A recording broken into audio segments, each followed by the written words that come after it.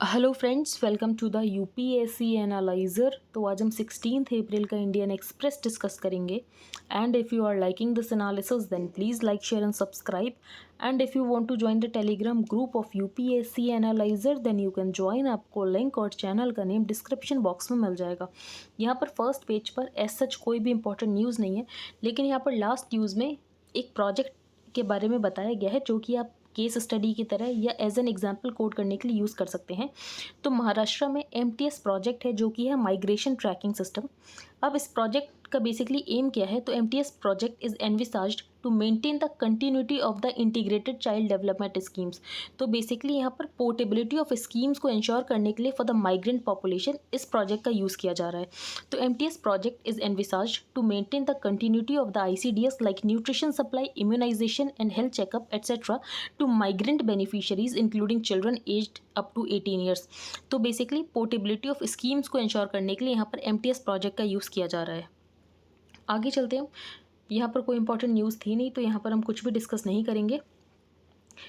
Modi Vietnam leader hold talks on Ukraine South China सी।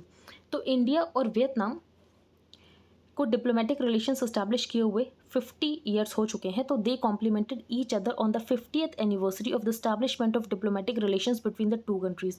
इसके अलावा जो इंडिया और वियतनाम की पार्टनरशिप है वो है कॉम्प्रहेंसिव स्ट्रैटेजिक पार्टनरशिप, जो कि एलिवेट की गई थी 2016 को। तो in their telephonic conversation, the two leaders expressed satisfaction over the rapid pace of wide-ranging cooperation under the India-Vietnam Comprehensive Strategic Partnership। इसके अलावा वियतनाम बहुत ज़्यादा इंपॉर्टेंट है इंडियाज़ एक्ट ईस्ट पॉलिसी के लिए और एक इंडो पैसिफिक विजन के लिए। यहाँ पर बात की गई चाम माउंटेन्स। तो चाम माउंटेन्स कहाँ पर लोकेटेड है? तो वियतनाम में ही लोकेटेड है। तो बेसिकली चाम माउंटेन्स की रिस्टोरेशन में इंडिया का भी इन्वॉल्वमेंट है। तो India's involvement in restoration of चाम माउंटेन्स इन वियतनाम। जो S-400 की सप्लाई है वो रशिया अभी भी उसकी सप्लाई कर रहा है। Russia is in the war, still Russia is supplying spare parts to India. तो Russia starts delivery of second lot of S-400 missile components. तो S-400 Triumf missile defence system है रशिया के, जो कि रशिया यहाँ पर इंडिया को दे रहा है। तो बेसिकली हमने यहाँ पर रशिया से बाई किया। इससे पहले चाइना भी बाई कर चुका है और चाइना यहाँ पर बाई करने के बाद यूज़ भी करना शुरू कर चुका है। तो in October 2018, India signed a $5 billion deal with Russia to buy 5 units of the S-400 missile systems despite a warning from the US। अब US का ये कहना था कि अगर हम रशिया से डील करेंगे तो US हमारे ऊपर सैंक्शंस लगा देगा अंडर काटसा, लेकिन US ने अभी तक हमारे ऊपर सैंक्शंस लगाए नहीं है, क्योंकि उस एक्ट के अंतर्गत ही US के प्रेसिडेंट के पास पावर है कि अगर यूएस के प्रेसिडेंट चाहे तो वो सैंक्शंस को वेव ऑफ भी कर सकते हैं। तो इसीलिए इंडिया के ऊपर अभी तक तो सैंक्शंस नहीं लगे हैं। तो missile system has already been deployed in such a way that it can cover parts of the border with China in the northern sector as well as the frontier with Pakistan. आगे हम चलते हैं। Hope and caution. तो IMD ने predict किया है इस साल नॉर्मल मानसून होगा, क्योंकि इस साल जो कंडीशन है वो है ला नीना की कंडीशन, और इसके अलावा जो यहाँ पर आईओडी है वो भी यहाँ पर न्यूट्रल है। तो इंडियन ओशियन डाइपोल भी न्यूट्रल है, और इसके अलावा यहाँ पर ला नीना की कंडीशन है, जिसकी वजह से यहाँ पर मानसून नॉर्मल मानसून होगा। अब प्रॉब्लम क्या है गुड हार्वेस्ट के लिए? तो प्रॉब्लम है यहाँ पर फर्टिलाइजर्स की कमी हो गई है। अब फर्टिलाइजर्स की कमी हो गई है, उसका मेन रीज़न ये है कि रशिया जो है वो वर्ल्ड का लार्जेस्ट, और जो बेलारूस है वो 6th लार्जेस्ट फर्टिलाइजर एक्सपोर्टर था 2020 में। तो बेसिकली रशिया और बेलारूस वर्ल्ड का बहुत ज़्यादा पार्ट जो है एक्सपोर्ट करते हैं फर्टिलाइजर्स का। तो रशिया तो अभी यहाँ पर इन्वेजन में इंक्लूड है, जिसकी वजह से रशिया यहाँ पर सप्लाई नहीं कर पाएगा। तो ऐसे में फर्टिलाइजर्स की कमी हो गई है। तो country imports its entire muriate of potash requirements. तो हम 100% यहाँ पर जो पोटाश है वो यहाँ पर हम इंपोर्ट करते हैं। तो ऐसे में हम क्या कर सकते हैं, हम क्या स्टेप्स ले सकते हैं? तो बेसिकली हम क्या स्टेप्स ले सकते हैं? तो it should immediately launch a campaign to promote single super phosphate and complex fertilizers. ऐसा हमें इसीलिए करना चाहिए क्योंकि सिंगल सुपर फॉस्फेट में फॉस्फोरस का कम इस्तेमाल होता है, इसके अलावा पोटाश का भी कम इस्तेमाल होता है, then di ammonium phosphate and muriate of potash. तो हम यहाँ पर स्विच कर सकते हैं सिंगल सुपर फॉस्फेट के ऊपर।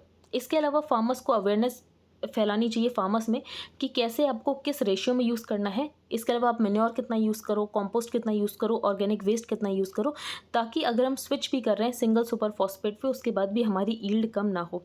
गवर्नमेंट इसके अलावा एक्टिवली इंगेज कर सकती है और कंट्री से, for example Canada, Jordan, Morocco for the supply of fertilizers. ये हम आर्टिकल डिस्कस नहीं करेंगे। अब वायरस रेजेस, हम ये आर्टिकल डिस्कस कर लेते हैं। इसमें कुछ इंपॉर्टेंट पॉइंट्स है। The Wars many victims. तो यूक्रेन और रशिया में जो कन्फ्लिक्ट है उसकी वजह से 1.7 billion people over 1/5 of the humanity into poverty, destitution and hunger में जा सकती है, क्योंकि जो यूक्रेन और रशिया है वो 30% ऑफ द वर्ल्ड का वीट और बार्ले प्रोवाइड करते हैं। तो Ukraine and the Russian federation provide 30% of the world's wheat and barley, 1/5 of its maize and over half of its sunflower oil. तो बेसिकली ये जो ग्रेन है ये मोस्ट वल्नरेबल पीपल को फीड करने के लिए यूज़ होता है, क्योंकि बेसिकली ये लोग जो ग्रेन्स एक्सपोर्ट करते हैं वो मेनली यहाँ पर अफ्रीकन कंट्रीज़ में एक्सपोर्ट करते हैं। तो 1/3 of the wheat imported by 45 African and least developed countries. At the same time जो रशिया है वो वर्ल्ड का टॉप नेचुरल गैस एक्सपोर्टर है और सेकेंड लार्जेस्ट ऑयल एक्सपोर्टर है। तो उसकी वजह से, वॉर की वजह से जो ब्रेंट क्रूड का प्राइस है वो भी यहाँ पर लगातार इंक्रीज़ हो रहा है। तो Brent oil prices have Ryzen more than 60% over the last year, और जो नेचुरल गैस और फर्टिलाइज़र के प्राइसेस है वो भी यहाँ पर इंक्रीज़ हो रहे हैं। तो ऐसे में क्या किया जा सकता है? तो पहली बात ये है, जो भी कंट्रीज़ हैं उनको यहाँ पर होर्डिंग करने की ज़रूरत नहीं है और एक्सपोर्ट रेस्ट्रिक्शंस लगाने की ज़रूरत नहीं है। तो अगर ऐसी जो कंडीशन आई है इसमें इंडिया हेल्प कर सकता है, इंडिया यहाँ पर एक्सपोर्ट कर सकता है सीरियल, लेकिन ऐसे में WTO को परमिशन देने की ज़रूरत है। तो अगर WTO हमें परमिशन देता है तो बेसिकली यहाँ पर जो गैप है वो इंडिया फुल कर सकता है। तो on food we are urging all countries to keep markets open, resist hoarding and unjustified and unnecessary export restrictions. और जैसे कि नेचुरल गैस के प्राइसेस इंक्रीज़ हो रहे हैं, ऑयल के प्राइसेस इंक्रीज़ हो रहे हैं, तो यहाँ पर इनका यही सजेशन है कि कंट्रीज़ को यहाँ पर रिन्यूएबल एनर्जी की तरफ शिफ्ट हो जाना चाहिए। तो but the only medium and long term solution is to accelerate the deployment of renewable energy. ये हम डिस्कस नहीं करेंगे एंड इस्लामाबाद मूवमेंट ये ऐसा हमारे लिए इंपॉर्टेंट नहीं है। यहाँ पर बात की गई है एक स्कीम की, export promotion capital goods scheme. अब इसका काम क्या है export promotion capital goods scheme का? तो बेसिकली इस स्कीम के अंतर्गत जो इम्पोर्ट है कैपिटल गुड का वो ड्यूटी फ्री होगा। तो कैपिटल गुड्स का इम्पोर्ट ड्यूटी फ्री होगा subject to an export obligation. अब एक्सपोर्ट ऑब्लिगेशन ये है कि under the scheme has to export finish goods worth 6 times of the actual duty saved in value terms in 6 years. तो 6 years में जो भी value term में यहाँ पर ड्यूटी सेव की गई उसका 6 गुना यहाँ पर एक्सपोर्ट करना होगा। तो द ऑथोराइजेशन होल्डर और exporter under the scheme has to export finish goods worth 6 times of the actual duty saved in value terms in 6 years. अब बेसिकली ऐसा क्यों किया जा रहा है? तो इसकी वजह से क्या होगा, अगर हम कैपिटल गुड्स इंपोर्ट करेंगे और उससे अगर हम क्वालिटी गुड्स बनाकर एक्सपोर्ट करेंगे तो बेसिकली जो इंडिया है उसकी मैन्युफैक्चरिंग कॉम्पिटिटिवनेस में हम आगे बढ़ेंगे और हमारी जो मैन्युफैक्चरिंग कॉम्पिटिटिवनेस है वो और ज़्यादा इनहेंस होगी। इसके ही रूल्स को कुछ रिलैक्स किया गया, जो टेक्निकल गाइडलाइंस है उसको रिलैक्स किया गया ताकि कंप्लाइंस करना आसान हो। ये हम डिस्कस नहीं करेंगे क्योंकि ये हम एक्सप्लेन्ड पेज में डिटेल में डिस्कस करेंगे कि इशू क्या है ये रशियन वॉरशिप का। Economics of oil bonds.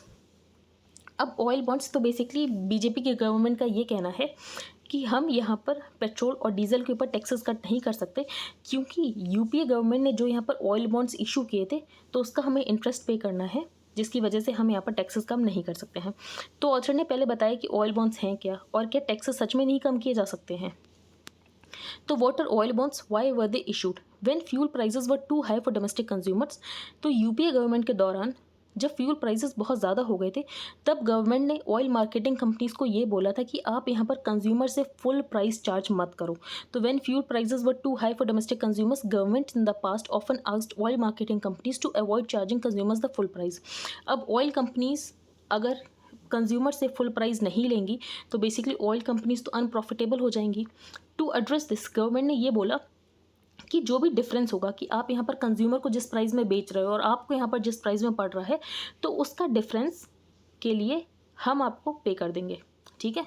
पर गवर्नमेंट यहाँ पर कैश में तो पे नहीं कर सकती थी, क्योंकि अगर गवर्नमेंट कैश में पे कर देती तो फिर वही सिचुएशन आ जाती, क्योंकि गवर्नमेंट अगर पे करती तो गवर्नमेंट यहाँ पर लोगों के ऊपर टैक्सेस लगाती और उसके बाद यहाँ पर गवर्नमेंट ऑयल मार्केटिंग कंपनीज को पे करती। तो but again if the government paid that amount in cash it would have been pointless, because then the government would have had to tax the same people to collect the money to pay the oil marketing companies. तो यहाँ पर आते हैं oil bonds. तो oil bond basically एक promissory note है जो कि गवर्नमेंट ने ऑयल मार्केटिंग कंपनीज को दिए और गवर्नमेंट ने ये बोला कि हम आपको कैश नहीं दे रहे, हम आपको ये बॉन्ड्स दे रहे हैं और ये बॉन्ड्स जब इसकी मेच्योरिटी पीरियड हो जाएगा तब आपको यहाँ पर फुल अमाउंट मिल जाएगा और तब तक आपको इसके ऊपर गवर्नमेंट इंटरेस्ट रेट देती रहेगी।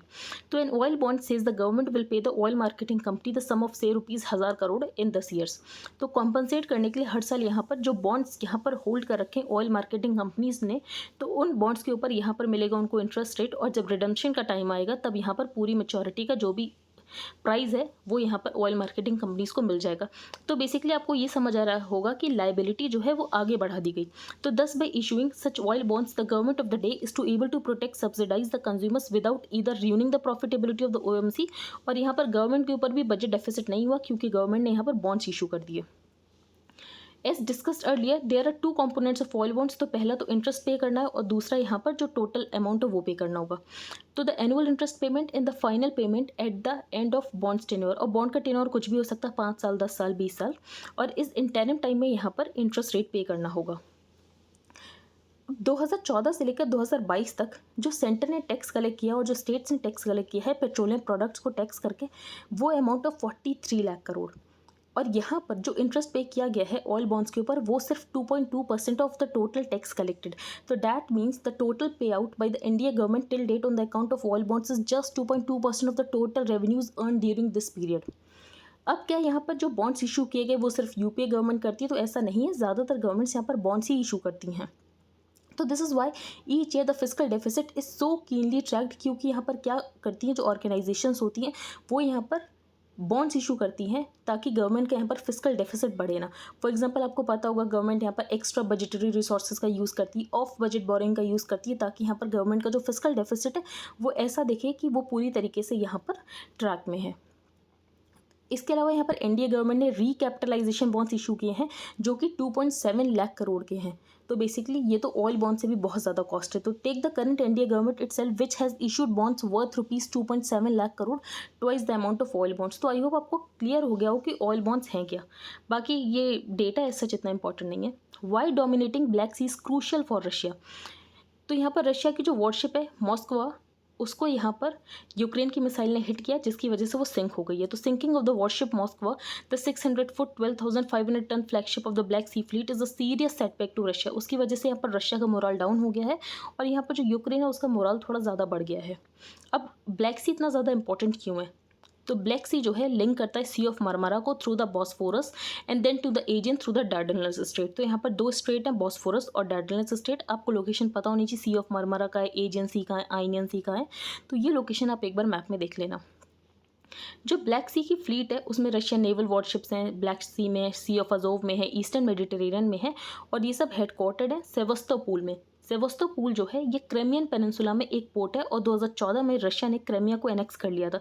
तो सेवस्तोपोल आपको एक पोर्ट पता होना चाहिए जो कि क्रेमियन पेनिनसुला में है। अब जो रशिया है वो ओडेसा को भी यहाँ पर फॉल कराना चाहता है। तो Russia was also expected to focus its military efforts on Odesa to the west of Crimea. तो अगर ओडेसा रीजन फॉल हो जाता है तो जो यूक्रेन है वो बिल्कुल ब्लैक सी की एक्सेस खो देगा और यहाँ पर पूरी एक्सेस आ जाएगी रशिया के पास। तो Ukraine would lose access to its entire black sea coast line and would in effect to be reduce to a land locked country. तो अगर यहाँ पर ओडेसा पोर्ट फॉल हो जाता है, ओडेसा फॉल हो जाता है तो बेसिकली यहाँ पर जो यूक्रेन है वो एक लैंड लॉक्ड कंट्री बन जाएगा। तो ओडेसा आपको पता होनी चाहिए, बाकी आपको यहाँ पर सेवस्टोपोल पता होना चाहिए। एज सच कुछ भी इंपॉर्टेंट ज़्यादा है नहीं। What's in the new museum to prime minister's concept content and technology. तो कल मैंने आपको बताया था कि प्रधानमंत्री संग्रहालय 3 मूर्ति स्टेट न्यू दिल्ली में इनॉग्रेट किया गया है और जो म्यूजियम है वो 14 प्राइम मिनिस्टर्स के टेन्योर का टाइम पीरियड बताता है कि उस टेन्योर में क्या चैलेंजेस उन्होंने फेस किए और यहाँ पर क्या उन्होंने स्टेप्स लिए। तो आई होप आपको आज का न्यूज़पेपर समझ आ गया हो। If you like the video then please like share and subscribe. Thank you and have a nice day.